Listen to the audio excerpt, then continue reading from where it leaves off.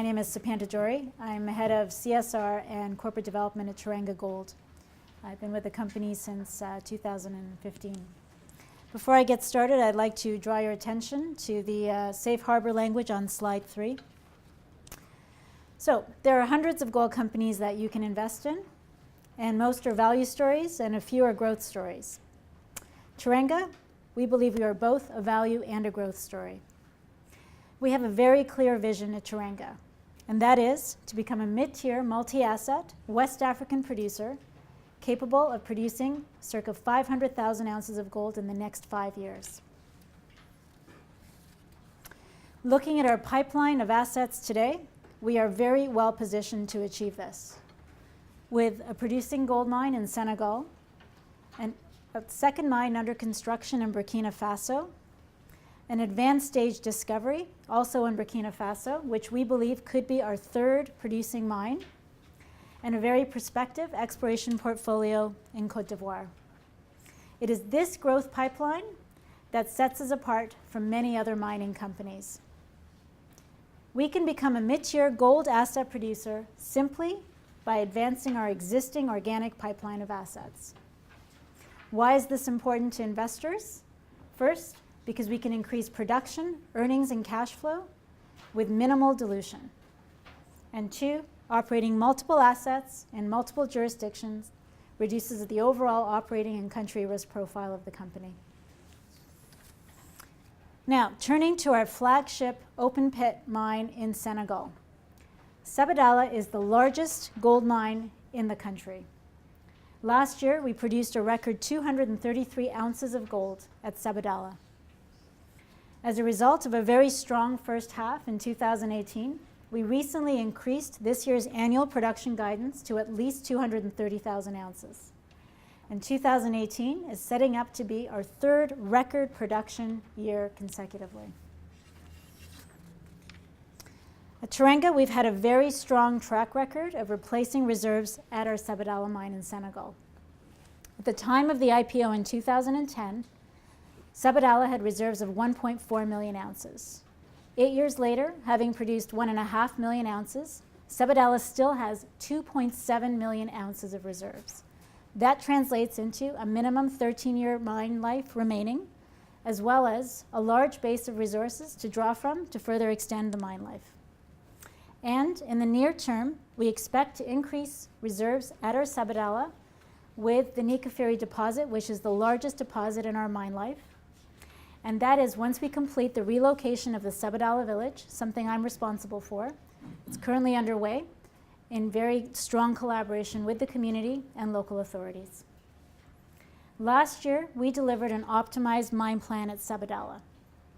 The plan is expected to produce at least 1 million ounces of gold, generating free cash flows of $230 million between now and 2022 at $1,250 gold.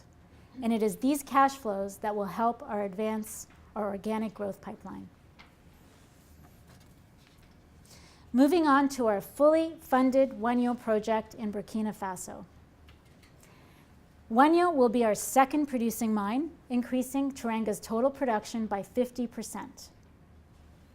Expected to be commissioned late next year, we recently increased Wahgnion's reserve base by more than 40% to 1.6 million ounces.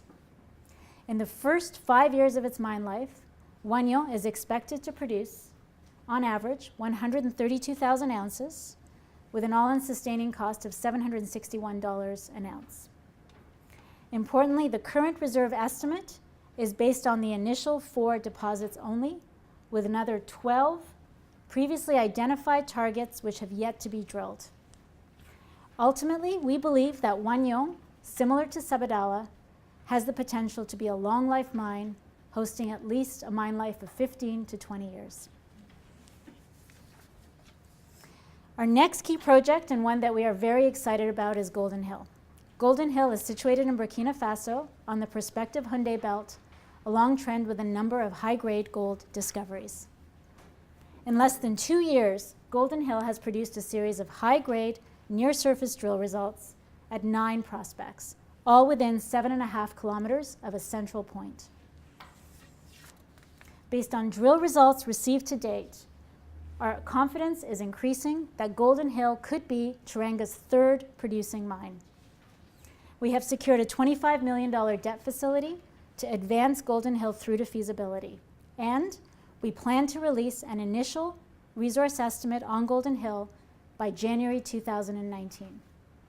As this will be an initial resource only, it will include only 4 or 5 out of the 9 advanced prospects identified to date. And a couple of weeks ago, we also acquired the outstanding remaining minority interest in the project, and as a result, we now own 100% of Golden Hill. I would now like to draw your attention to the third jurisdiction in which Teranga operates, Côte d'Ivoire, a country that's highly underexplored, where more than 1/3 of the West African Birmian Greenstone Belt is located. We have entered into 2 transactions in Côte d'Ivoire over the past 2 years. The first transaction is a joint venture with our cornerstone investor, David Mimran, and there we have multiple exploration permits in the joint venture. Already we have completed the first ever drill program at Guitry with positive near-surface drill results. The second transaction in Côte d'Ivoire is on a very prospective land package called Afema. This is located along trend with a number of prolific gold belts extending from Ghana, and it houses a number of historic mines and approximately 150 kilometers of strike length on this land package.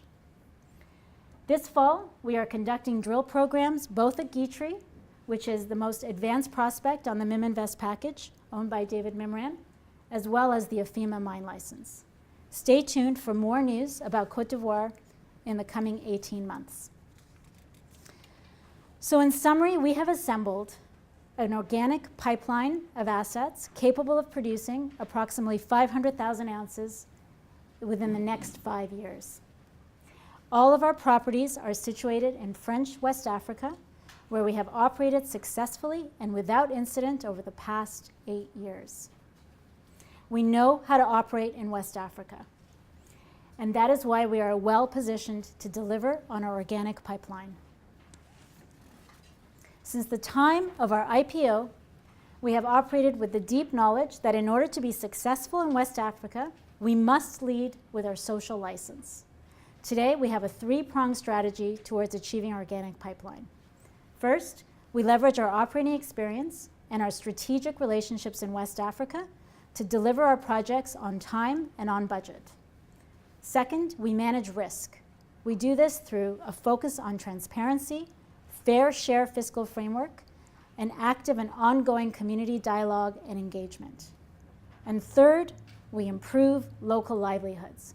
We do this through local recruitment, local procurement, and other capacity building initiatives, and most importantly, local progression and promotion of our community employees.